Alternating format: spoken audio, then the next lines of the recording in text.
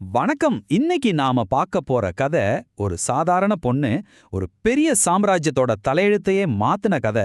முடியவே முடியாதுன்னு நினைச்ச தடைகள் எல்லாம் தாண்டி எப்படி அவ தம் மக்களோட ஹீரோவா ஆனாங்கங்கறத பத்தி தான் தெரிஞ்சுக்க போறோம். வாங்க எஸ்தரோட இந்த அட்டகாசமான கதைக்குள்ள போலாம். முதல்ல இந்த கதை எங்கிருந்து வருதுன்னு பார்த்தரலாம். இது தமிழ் பொது மொழிபெயர்ப்பு திருவிவிலியத்திலிருந்து எடுக்கப்பட்டது. சோ நாம இந்த கதைய அதோட மூலத்திலிருந்தே நேரடியா தெரிஞ்சுக்க போறோம். அப்போ நம்ம மனசுல எழுற முக்கியமான கேள்வி இதுதான். எப்படி ஒரு அனாதை பொண்ணு, அதுவும் தன்னோட அடையாளத்தையே மறைச்சு வாழ்ந்துட்டு இருந்த ஒரு பொண்ணு, ஒரு முழு இனத்தையே அழிவுல காப்பாத்துன ஒரு சூப்பர் ஹீரோவா மாறினா? வாங்க இந்த ஆச்சரியமான பயணத்தை ஒன்னா சேர்ந்து தொடங்குவோம். சரி, வாங்க கதைக்குள்ள போலாம். முதல்ல ஒரு அனாதை எப்படி அரசியா ஆனாங்கிறத பாப்போம். கற்பனை பண்ணி பாருங்க. அகஸ்வேர் மன்னர் ஆண்டுட்டு இருந்த மிகப்பெரிய பாரசீக சாம்ராஜ்யம். அங்க எஸ்தர்னு ஒரு இளம் யூத பொண்ணு. அவ ஒரு அனாதை. ஆனா யாருமே எதிர்பார்க்காத ஒரு திருப்பமா அவன் அந்த பேரரசுக்கே ராணியா தேர்ந்தெடுக்கப்படுறான். ஒரு அனாதை எப்படி அரண்மனைக்கே அரசியானாங்க? அதுக்கு பின்னால ஒரு கதை இருக்கு. எஸ்தர் அரசியானதுக்கு பின்னால ஒரு பெரிய ரகசியம் இருந்துச்சு. அவளை வளர்த்தது அவளோட உறவினர் மொர்தெகாய். அவர் ரொம்ப தெளிவா சொல்லியிருந்தாரு, நீ ஒரு யூத பொண்ணுங்கிற விஷயத்த வெளியே சொல்லவே கூடாதுன்னு. சரி, அந்த சமயத்துல வஸ்தி ராணி ராஜாவை மதிக்கலன்னு சொல்லி பதவியிலிருந்து நீக்கப்படுறாங்க. அந்த இடத்துக்கு தான் தன்னோட அடையாளத்தை மறைச்சுக்கிட்டு எஸ்தர் வராங்க. எல்லாம் நல்லா போயிட்டு இருக்குன்னு நினைக்கும் போதுதான் கதையில ஒரு பெரிய சிக்கல் வருது. ஒரு முழு இனத்தமையே பூண்டோட அழிக்கிறதுக்கு ஒரு பயங்கரமான திட்டம் தீட்டப்படுது. இங்கதான் கதையோட ரெண்டு முக்கியமான கேரக்டர்ஸ் நேருக்கு நேர் மோதுறாங்க. ஒரு பக்கம் மொர்தெகாய் ரொம்ப பக்திமானான யூதர், நான் கடவுளை தவிர யாருக்கும் தலை வணங்க மாட்டேன்னு உறுதியா இருக்கிறாரு. இன்னொரு பக்கம் ஆமான், ராஜாவோட ரொம்ப திமிர் பிடிச்ச மந்திரி. ஊர்ல இருக்கிற எல்லாரும் தனக்கு முன்னால குனிஞ்சு கும்பிட போடணும்னு நினைக்கிறான். மொர்தெகாய் வணங்க மறுத்ததும் ஆமானோட ஈகோ பயங்கரமா காயப்படுது. இதுதான் ஒரு பெரிய பிரச்சனைக்கு ஆரம்ப புள்ளியா அமையுது. அந்த கோபத்துல கண்ணு மண்ணு தெரியாம நேரா ராஜா கிட்ட போறான். போய் ஒரு கொடூரமான உத்தரவை வாங்குறான். அது என்ன உத்தரவு தெரியுமா?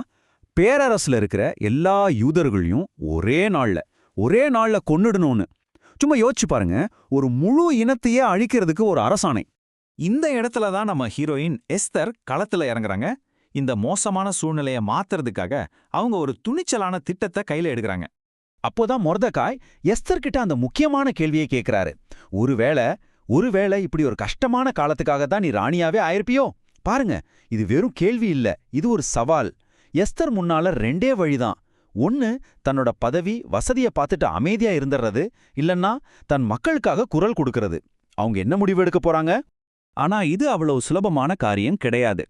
ஏன்னா அந்த காலத்து சட்டப்படி ராஜா கூப்பிடாம அவரை பார்க்க போனா உடனடி மரண தண்டனை தான்.